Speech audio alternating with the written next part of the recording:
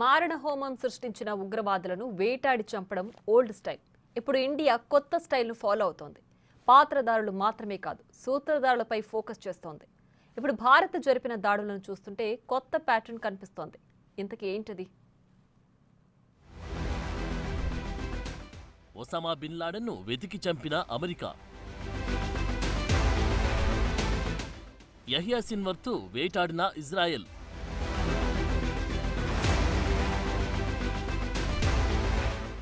మసూద్ అజర్ విషయంలో భారత్ అదే చేసిందా?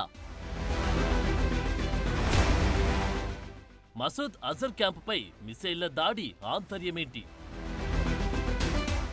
అమెరికాలో ఉగ్రదాడులకు కర్త కర్మ క్రియ అయిన ఒసామా బిన్ లాడెన్ను వేటాడింది ఆ దేశం. పాకిస్తాన్లో నక్కి ఉన్న లాడెన్ను గుర్తించి గుట్టుచప్పుడు కాకుండా ఆ దేశానికి వెళ్లి చంపి అతడి డెడ్ బాడీని కూడా దొరకకుండా చేశాయి అమెరికన్ స్పెషల్ ఫోర్సెస్. ఇక ఇజ్రాయెల్ సంగతి ప్రత్యేకంగా చెప్పనక్కర్లేదు. ఇజ్రాయెల్పై దాడులే ధ్యేయంగా కొనసాగి హమాస్ చీఫ్ యహియా సిన్వర్ను మట్టుబెట్టాయి. సిన్వర్ మాత్రమే కాదు, హమాస్, హెజ్బుల్లా చీఫ్లుగా ఎవరు వచ్చినా వారందరినీ అలాగే మట్టుబెట్టేసింది ఇజ్రాయెల్. ఇప్పుడు భారత్ కూడా ఇదే ప్యాటర్న్ను ఫాలో కావాలని డిసైడ్ అయినట్లు కనిపిస్తోంది. ప్రపంచమెరిగిన ఉగ్రవాది భారత్పై అనేక దాడులకు ప్లాన్ చేసి అమలు చేసిన మసూద్ అజర్ను మట్టుబెట్టాలని ఫిక్స్ అయింది. నిత్యం 4 గంటల పాక్ ఆర్మీ సంరక్షణలో ఉండి మసూద్ను మట్టుబెట్టేందుకు ప్లాన్ చేసింది.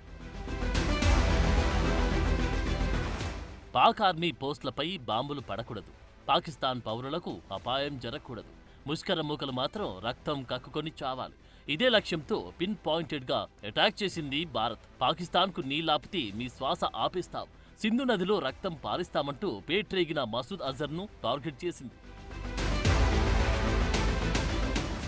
అంతర్జాతీయ సరిహద్దుకు 100 కిలోమీటర్ల దూరంలో పాకిస్తాన్లోని బహవాల్పూర్లో దాడి చేసింది. మసూద్ అజర్ ఇక్కడి నుంచి ఉగ్రవాదానికి ఆజ్యం పోస్తున్నాడు. ఆత్మాహుతి దాడులకు శిక్షణ ఇవ్వడం, ప్లానింగ్ అన్ని ఇక్కడి నుంచి.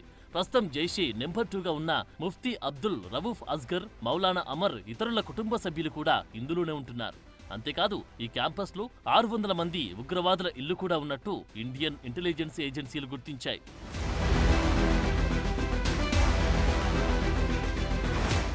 మసూద్ అజర్ 10 మంది కుటుంబ సభ్యులను మట్టుబెట్టింది భారత్. మసూద్ అజర్ అత్యంత సన్నిహితులు కూడా ఉన్నారు.